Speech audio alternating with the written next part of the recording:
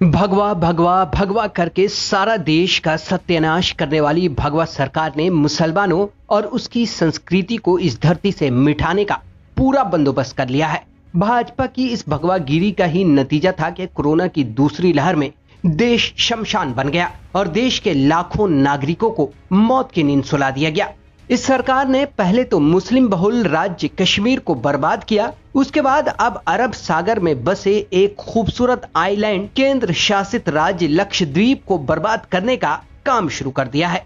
लेकिन इस देश में अभी भी लोकतंत्र जिंदा है और लोकतंत्र के लुटेरों को अंबेडकरवादी सबक सिखाने आगे आ गए हैं, जिससे भगवा के भगवान में तूफान आ गया है। नागपुरी संतरों की जमीन हिल चुकी है।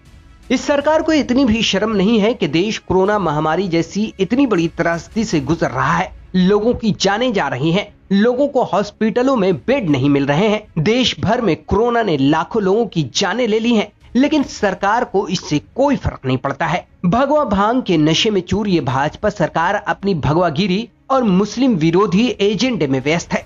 आपको याद होगा कि भाजपा सरकार ने किस तरह से जम्मू और कश्मीर में लोकतंत्र की हत्या करके वहां के लोगों को कई महीनों तक कैद रखा था। इतना ही नहीं, वहां जमकर मानवाधिकार का उल्लंघन भी किया गया था ताकि मुसलमानों को कमजोर किया जा सके, उनकी सभ्यता और उनकी संस्कृति को बर्बाद किया जा सके। ठीक उसी तरह अब भाजपा सरकार लक्षद्वीप का भी हाल कर रही है। अरब सागर में बसे खूबसूरत केंद्र शासित प्रदेश लक्षद्वीप को अपने मित्रों और अपने भगवा एजेंडों के लिए इस्तेमाल करना चाहती है।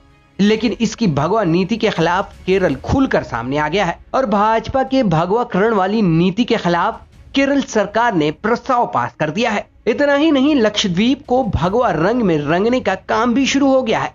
हम आपको पूरा मामला बताएंगे, लेकिन उससे पहले बता दें कि लक्षद्वीप एक ऐसा केंद्र शासित राज्य है जहां 97% मुसलमानों की आबादी है और यही वजह है कि लक्षद्वीप भाजपा सरकार की आंखों में खटक रहा है। भाजपा सरकार ने तानाशाही रवैया अपनाते हुए इस राज्य की संस्कृति और यहाँ की सभ्यता को बर्बाद करने का पूरा मुसव्वदा तैयार कर लिया है। भाजपा की मंशा और उसकी गंदी नीयत की इस तस्वीर को देखने के बाद आप खुद ब खुद समझ जाएंगे कि कैसे भाजपा विकास के नाम पर लक्षद्वीप का भगवाकरण कर रही है।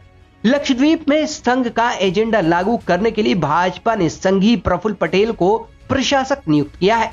प्रशासक बनने के बाद से ही प्रफुल्ल पटेल ने लक्षद्वीप का विकास के बहाने वहां की मुस्लिम बहुल आबादी को परेशान करने के लिए 3 बिल पास किए हैं, जिसमें बीफ पर पाबंदी लगाने और शराब की बिक्री की इजाजत देने का भी प्रावधान किया गया है। भाजपा का दोगलापन इसी से जाहिर होता है कि यह भाजपा उन राज्यों में बीफ बैन नहीं करती है जहां इनकी सरकार गिरने या भगवा के भगवानों के उजड़ जाने का डर लगा रहता है। जैसे गोवा में बीफ की बिक्री पर पूरी तरह से छूट है, लेकिन लक्षद्वीप जो 97% मुस्लिम आबादी वाला केंद्र शासित राज्य है, वहां बीफ इसलिए बंद किया जा रहा है क्योंकि वहां मुसलमान रहते हैं।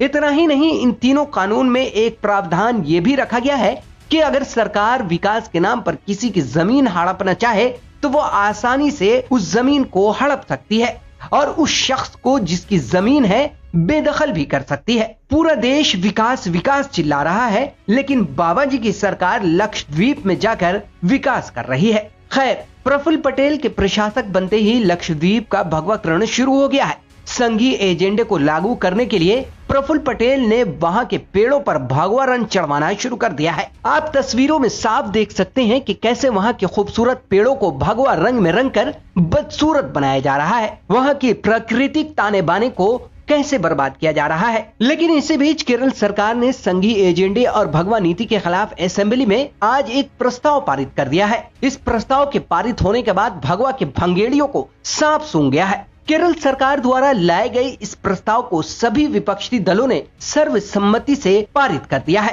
केरल सरकार द्वारा पारित किए गए इस प्रस्ताव में लक्षद्वीप के प्रशासक प्रफुल्ल पटेल को तुरंत वापस बुलाने की मांग की गई है। साथ ही कहा गया है कि लक्षद्वीप में भगवा एजेंडा लागू करने की कोशिश की जा रही है। प्रस्ताव में यह भी कहा गया है कि द्वीप में अपराध कम होने के बावजूद वहां गुंडा कानून लाया गया है।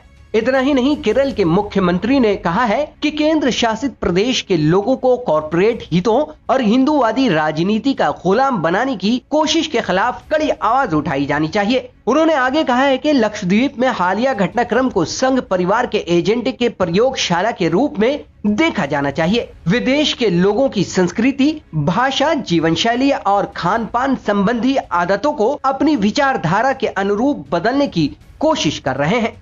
इस वीडियो में इतना ही। अगर आपको हमारी ये वीडियो पसंद आई हो तो इसे लाइक, शेयर और सब्सक्राइब करें।